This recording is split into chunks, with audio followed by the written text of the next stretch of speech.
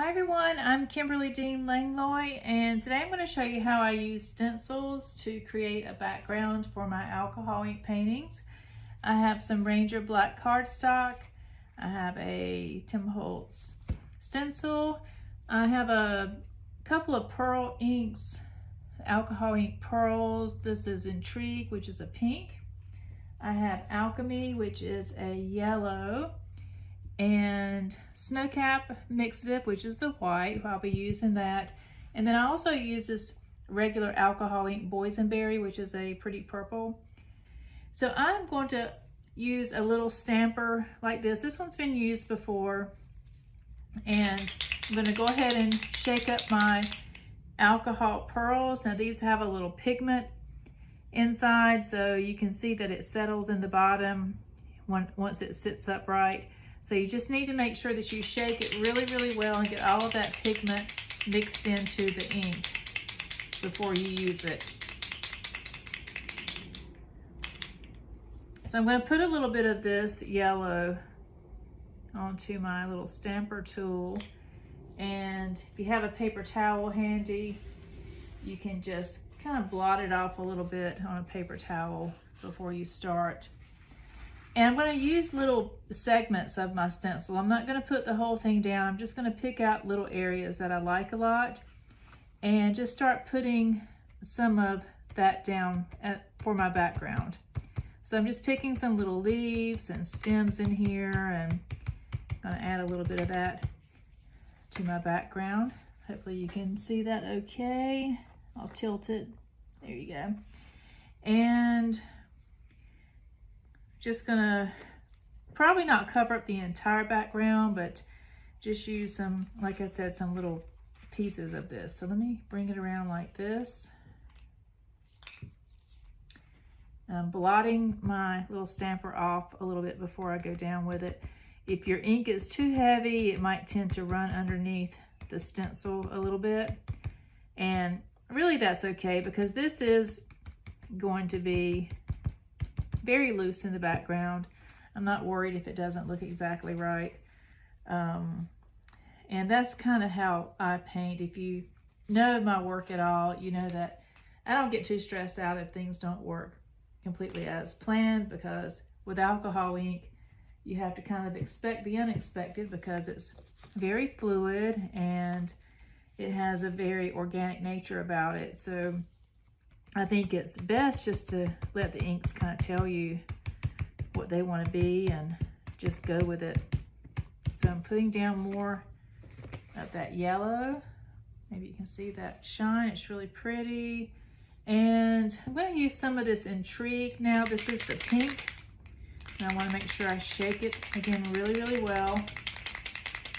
I'm going to just dot it right onto that same little tool that I was using, and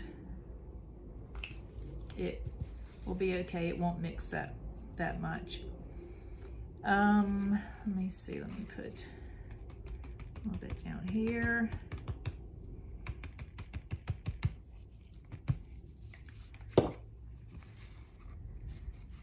And I just want to get a little color in the background. These paintings like this are very intuitive, I think, so you just have to kind of let your gut tell you where to go with them. You can put as much or as little of this stencil in your background as you want to, and then what I'm going to do is blow like a light flower on top of it, so that some of that stencil shows through. So I'm just dabbing it around and just getting little bits and pieces of that stencil in the background. Let's put a little bit more right here. And I think that'll do it. So it just gives you something in the background so that you don't just have the black. I love alcohol ink on black because it really stands out against that black background. The inks are so vibrant and beautiful.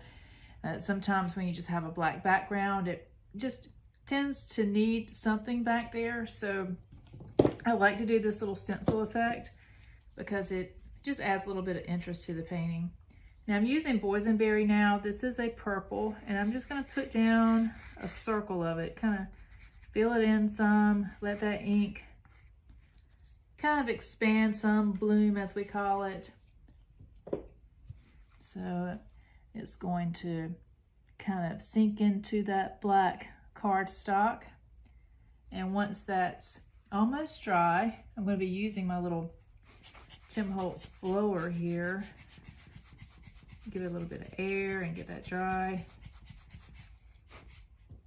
And then I'm going to use snow cap, and this is actually probably the ink that I use more than anything else in my paintings. I absolutely love it. I would say that it's probably in 99% of every alcohol ink painting that I do. I'm going to be using 91% alcohol as well. If I was wanting to blow this pearl ink, move it around, I would want to use blending solution. But I want this to kind of stay a little bit as it is in the background, so I'm using alcohol because alcohol will not really react with that pearl ink like blending solution will. So I'm going to put down some of the white along the edge, that's snow cap, along the edge of that purple, and then just drop some alcohol down with it, and then just give it a few puffs of air.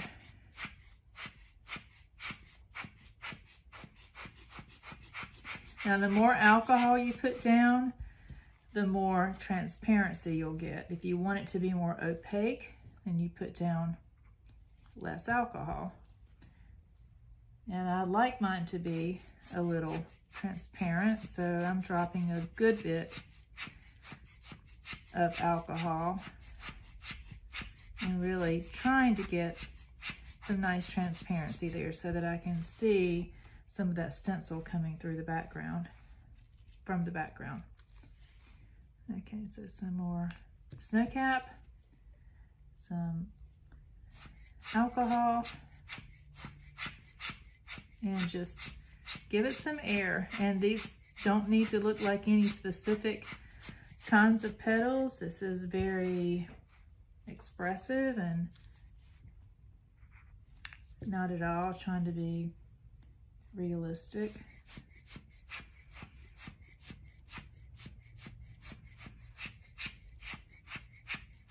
You can kind of go around the edges if you want to smooth it out, but I sometimes like having some of those little jagged edges on my petals because it adds a little bit of energy in there. So I'm going along the edge of that purple again.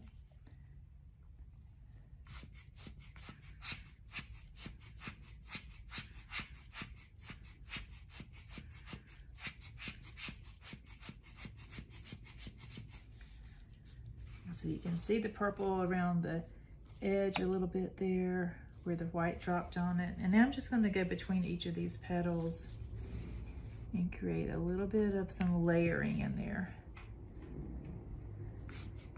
So I just dropped my white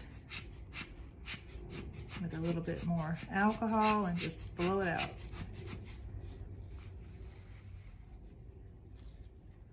I'm just going to go between each one of these.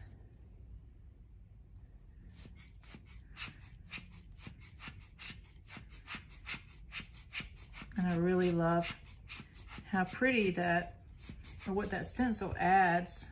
It just adds a little touch of color behind the petal, which I think is really pretty, and it just makes it look interesting. It adds a little depth to it and makes it a little more unusual.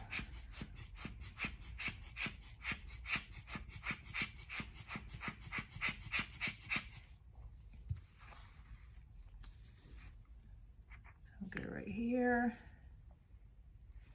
and I'm giving it a good bit of alcohol. I'm putting down a little puddle. It's not just a drop because I'm trying to get some nice transparency. And if you want it to be more opaque, again, you can just not use as much alcohol, just use a drop or so.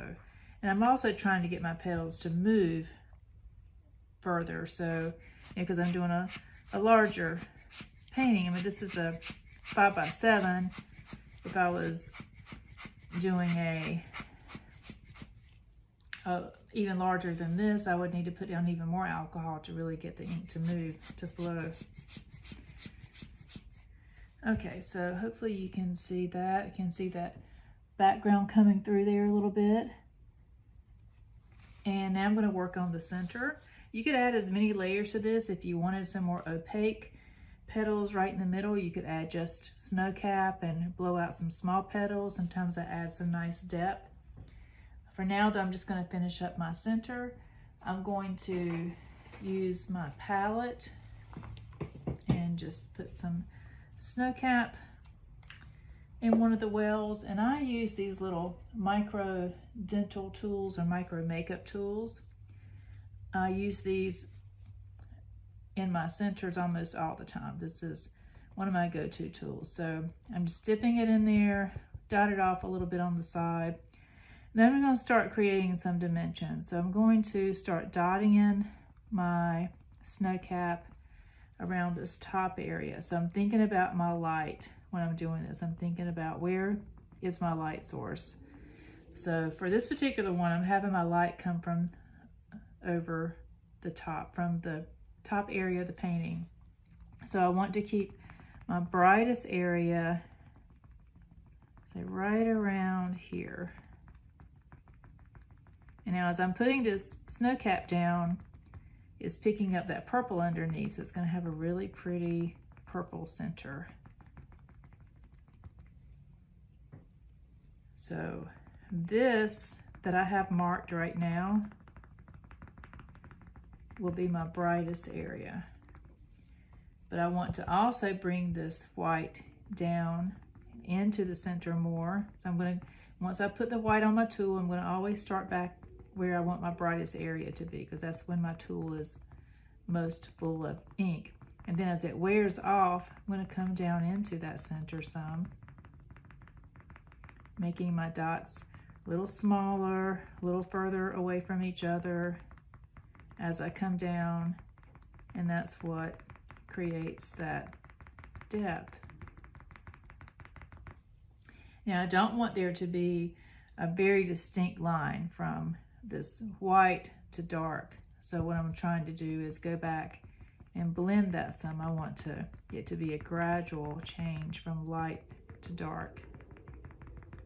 So I go over it several times usually until I get it just right, till I am happy with the transition of color from light to dark.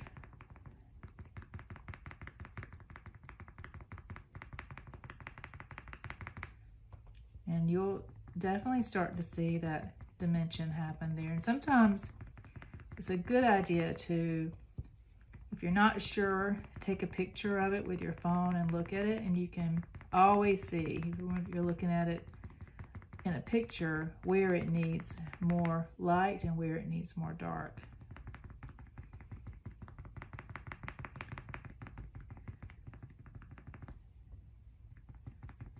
So I want it to be brightest here. So I keep going back to that area because that's where I really want it to be the brightest.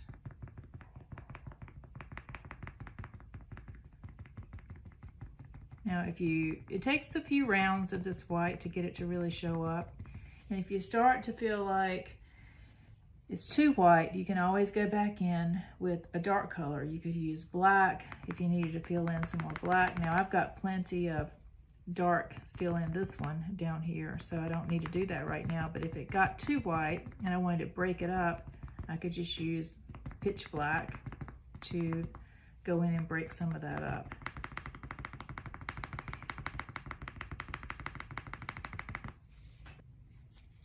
So now what I've done is I have pulled the little fuzzy part off the end of this, and it's just plastic now. So I'm just going to go in with my plastic and just kind of pull some little marks in here while this ink is still wet, just to give it the idea that there are little stamens in there, some little fine lines that are running through the center. I spend a lot of time on the center of my flowers, and so it's just, you know, I might finish this video up and then look at it on my phone and decide that it really needs more darkness or more brightness. So it's just something that you have to really practice at and just stop painting, look at it, and then figure out what it needs. So I'm just going in now, still with just a little plastic, and dotting it in there, changing the shape because I don't want all my shapes to look exactly the same. I'm just kind of pulling it around.